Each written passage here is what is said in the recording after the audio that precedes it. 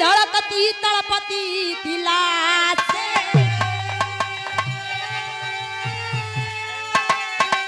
अरे कि कन्हैया कलम लख रही गर्जना कुछ पड़े भूमि पर जिनकी चलती।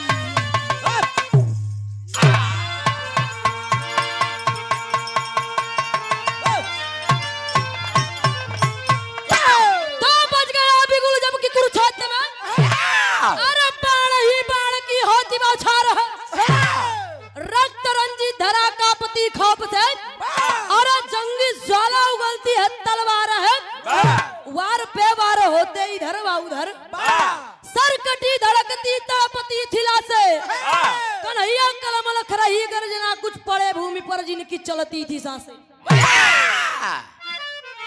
कहानी स्टार्ट करे से पहले एक लाइन कव्वाली वो है लीलम दीदी वाली। कहना है का अरे वाह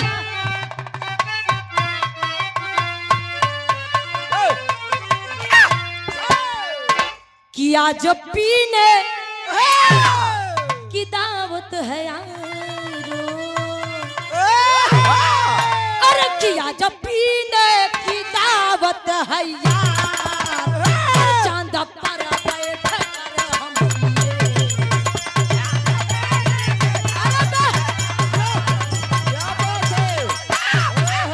जिया करेगा।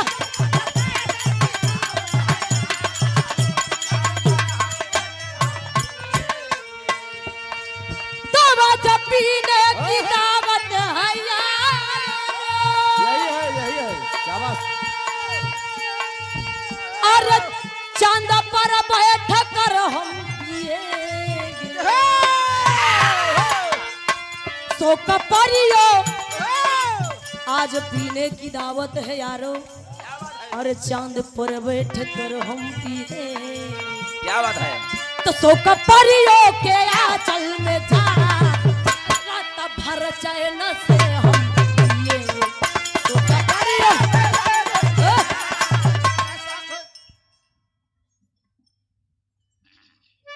क्या बात है। परम सदैव परमात्मा आप श्रीमान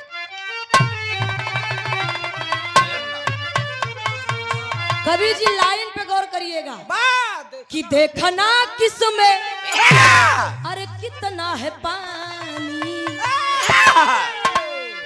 कि देखना किसमें कितना है पानी। आज तो आज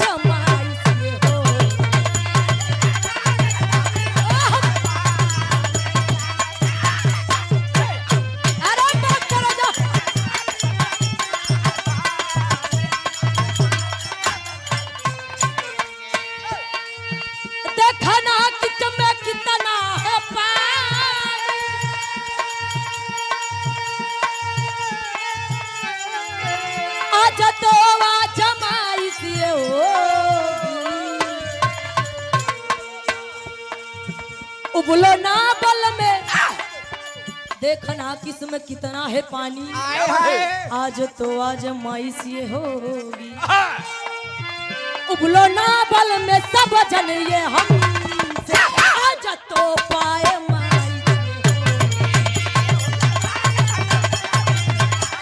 अरे बाबा क्या बात करेगा।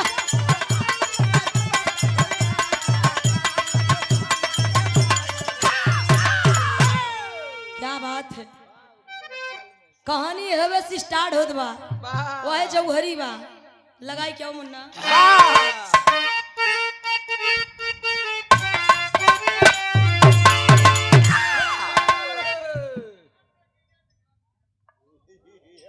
तब जवाबी कहना है का यह जवाबी।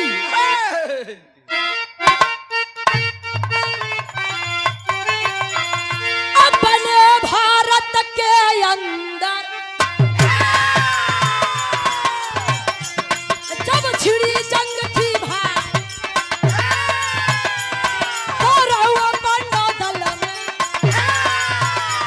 हो रहा युद्ध का जारी। एक ओर था तो भाई संग श्री कृष्ण की से तब राम संग ये ना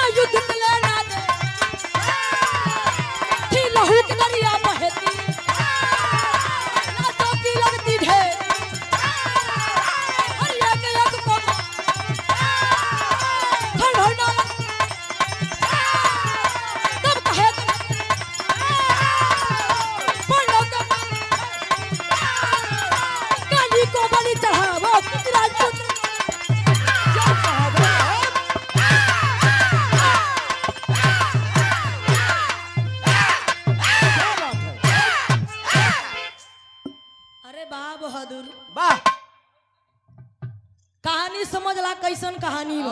वाह हमार कहानी महाभारत से बा। इधर महाभारत माइक समाप्त हो गई बा द्वापर में। आए आए वहीं से शुरू वही से शुरू बा। वाह जब तीन वाह पांचों पांडवों को लगा कि लगता है हम युद्ध हार जाएंगे। वाह पांचों पांडव बैठ के सोच रहे कि लगता है हम युद्ध हार जाएंगे, अब करे तो क्या करे। कृष्ण भगवान के पास पहुंचा थे। प्रभु ये बतावा कन्हैया ये बतावा लागत बा हम युद्ध हार जाबे। बेटा काहे काहे ऐसा काहे लागत बा, काहे रे हमको लागत बा। बात तो सही बा, आप हार तो जाबा। अगर ना हारे के बा ते काम करे पे काहे कौन तो कृष्ण भगवान बतावत है एक लाइन तर्ज बा।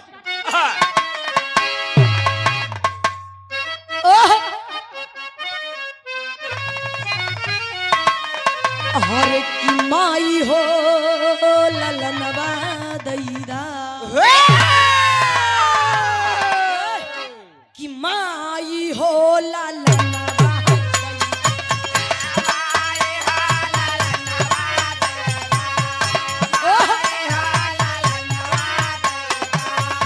बाबू हो सुगनवा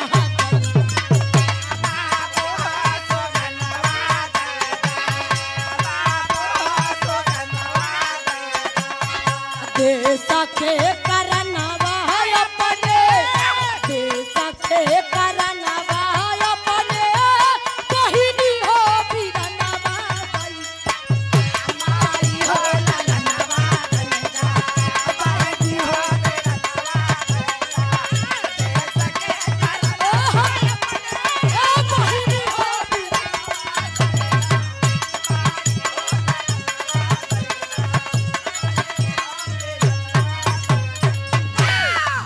लेकिन कहना है कृष्ण भगवान बतावत है काली का पूजनवा चाहे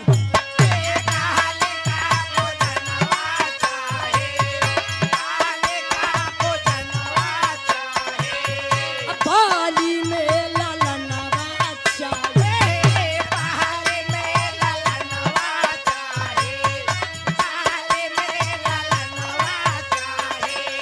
अयोध्या जीत खातिर या बता युद्ध जीत खातिर या बता बाली बाला बनवा चाहे काली का पूजनवा युद्ध जीत खातिर या बता बाली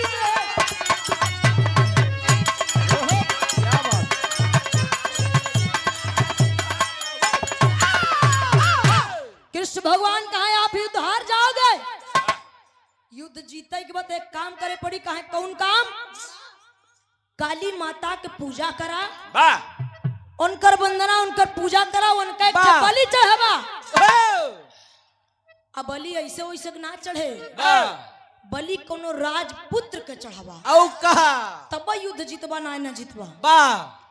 अब किसो काबा में बैठे ताबा पांचों पांडव भैया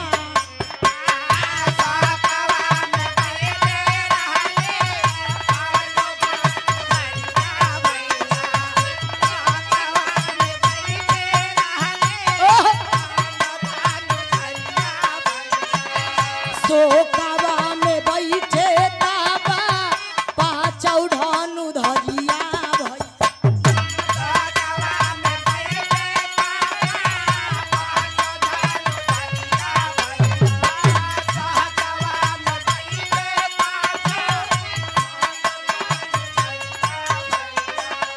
सोचैसा बलोग बाढ़ी ताना माफी करिया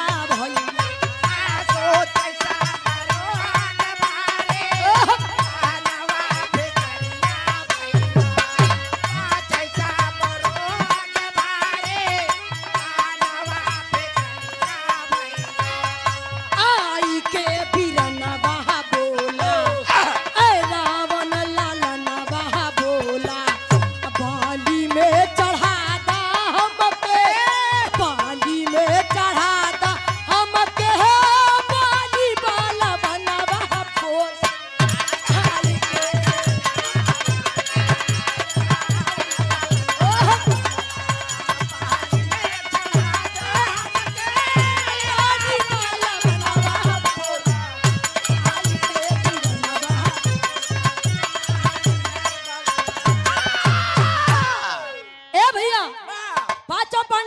में बैठे हुए हैं। वाह तब एक ठे लड़का एरावन नाम का लड़का पहुंचत बा। वाह बतावा आप लोग हाँ इतना उदास का बैठा हाँ का बात बा? हाँ पांचों पांडव सारी बात बताएं। वाह एरावन कहे अगर युद्ध जीतना है, वाह युद्ध जीतना है हे तो मेरी बलि चढ़ा दो, वाह मैं बलि चढ़ने के लिए तैयार हूँ। हाँ पांचों पांडव कहा इधर सुना, हाँ हमरे आगे पैदा हम इनके सिखावा था, वाह हमका इसे उससे कोनो चढ़ावे को तुम चढ़ाए दे। वाह राजपुत्र चाहिए। हे रावण कहे मैं राजपुत्र हूँ। वाह कहे हम कैसे मान ली कि राजपुत्र हाँ, हाँ कहे मैं राजपुत्र हूँ। वाह तब वह में अर्जुन खड़ा होते बतावा तेन खाटी तर्ज में झकोरा मारे झुलनी। ओह वाह कहना है का कि हरे राम झकोरा मारे झूलनी। यही के बिरहा सम्राट रामधार गुरु जी गावर रहे। वाह कहा हरे राम झकोरा मारे झूलनी, वाह औ है साड़ी लहराई हो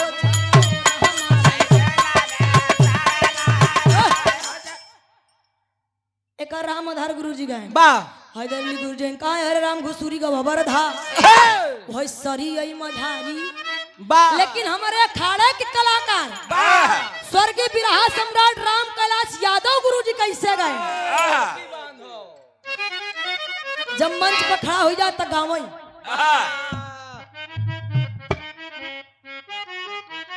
ज्यादा वार्ता नहीं। कहाँ हरे राम बलम परदेसिया ज्ञानचंद भैया कहे दुल्हा परदेसिया अलावट के नाही आए।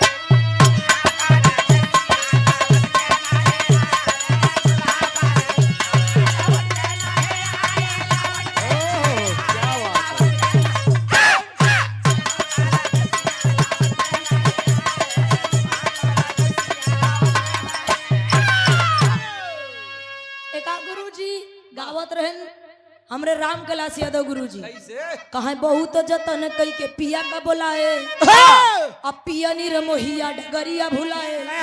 अरे दुल्हिन के दर्दा मर जा समझना ही पाए कि राजा पर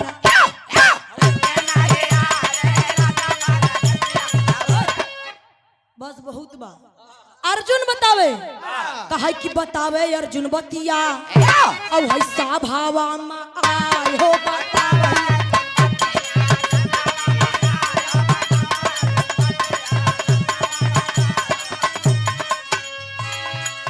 एक वर्ष वाला जब रहा बनवास हो नाग लोग गईनी तब हम खास हो गईली नाग कन्या तब उलूपी हो भेटा।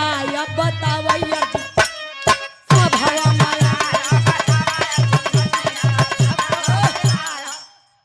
कहा बतावे अर्जुन बतिया। अर्जुन है भैया यह राजपुत्र है। जब एक वर्ष वाला हमका बनवास भवा रहे घूमत घूमत चला गए नाग लोग वहाँ एक ठे उलूपी कन्या भेटाई गई नाग कन्या। हमसे वो में प्यार हो गवा। जब प्यार हो गवा तो दोनों जने बियाह रचाई लियो। तबई के चिन्हारी है तबई लड़का के जन्म रावण के जन्म भइल बा। पांचों पांडव कहे चला ठीक बा मालिन राजपुत्र बा बलि चढ़ावे की तैयारी होए लगी। कहा ठीक बा बलि चढ़े। लेकिन रावण कहा है महाराज हम ऐसे बलि ना चढ़ब। कहे फिर तो कहे का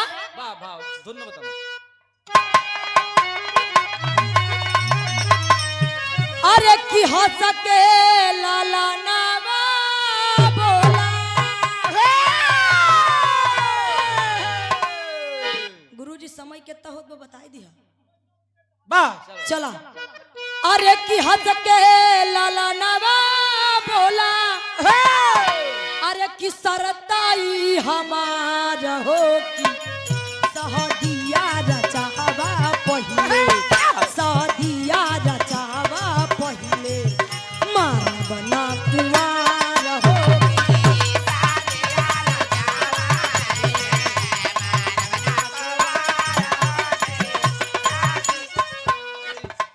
रावण कहा है महाराज हम कुंवार रही ऐसे ना मरब। वाह है हमार शादी रचाओ, पहले हमार शादी हो तब मरब, वाह तब बलि चढ़ब। क्या बात है। कहा यार अब कौन लड़की करे साथे बियाह करे, हाँ मानत नहीं है, बर खोजे बदे पठाई देते हम, बर नहीं मिलत। वाह आज जब बर नहीं मिलत आहा, तो कृष्ण भगवान से एक सारी बात बतावत है। कृष्ण भगवान अपन लीला दिखावत तेरी बा। वाह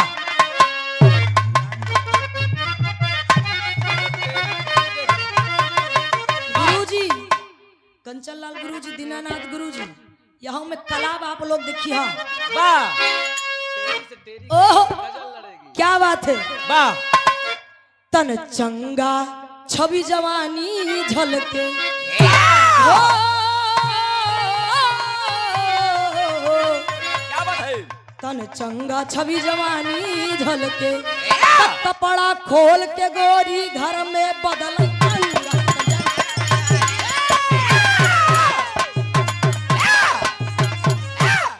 कपड़ा खोल के गोरी घर में बदले अंगा, तन चंगा छवि जवानी झलके। वाह का से बा छा तक बा, हाँ, झा तक बा, झा तक। वाह लेकिन इधर कृष्ण भगवान सोरहा श्रृंगार करके शरीर बदल लेते हैं। हाँ, सोरहा श्रृंगार करके जाए के रावण से शादी करे तो बिरहा 60 में बा।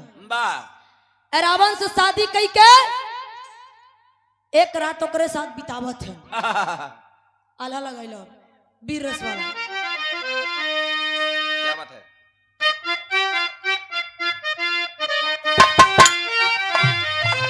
ओहो हरे की बिलखा बिलख के खुबा, वाह हरे रोवई मुरारी, अब है लीला धर की लीला राही बड़ी बेसुमा।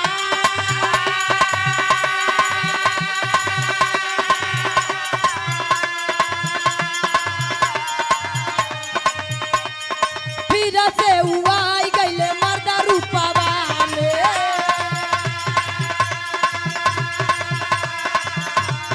एक दिन बने बने रहे सुघनारा।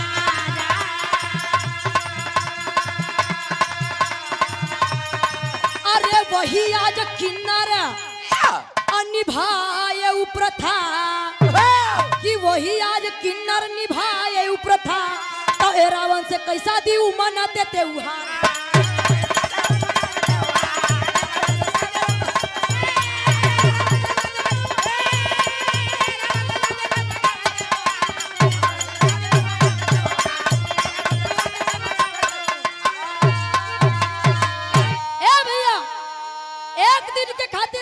कृष्ण भगवान शादी करते हैं, एक रात बितावत है पति पत्नी के रूप में।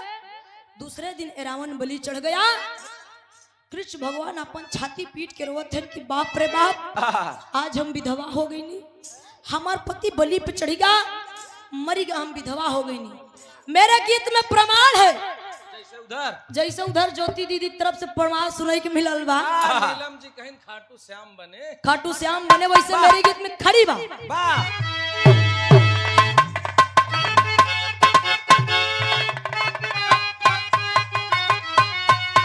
अरे ये रावण से किन्नर तब शादी है करी, तो किन्नर लोग तब से ये चल पा।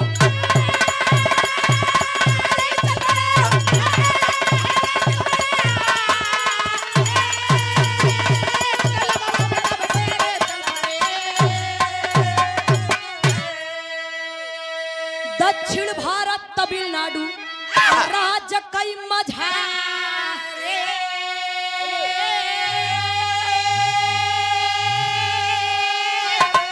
बेलुपुरम जिले में मंदिर बनी बेसुमार।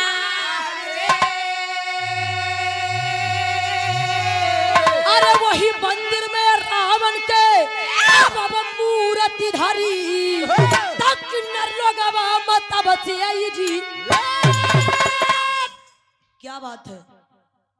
तब ऐसे क्रीज चल पड़ी किन्नर लोग तमिलनाडु में बेल्लुपुरम जिले में जाते हैं, एक दिन के लिए रावण से ब्याह करते हैं, दूसरे दिन विधवा अपने आप को समझ के रोते हैं, तब उनके आगे कारोबार चलत बा।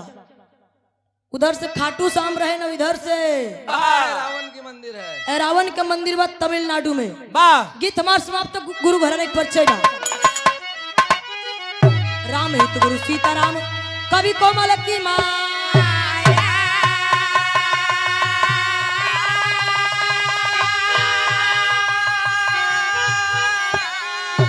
राम किशोर कवि के ऊपर शारद करती छाया।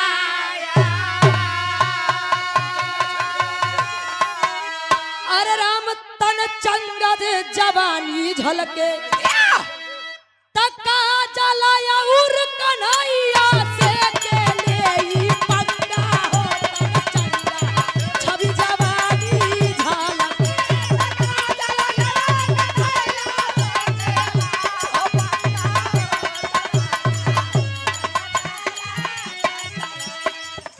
गुरुजी मेरी गीत वो भी गीत मैं गाई थी तो फिर आप लोग समझ रहे हैं, कहने की जरूरत नहीं है। अब यह भी गीत दोनों सहेली बिल्कुल नवेली जैसे चंदा चकोरी पूछो नहालू से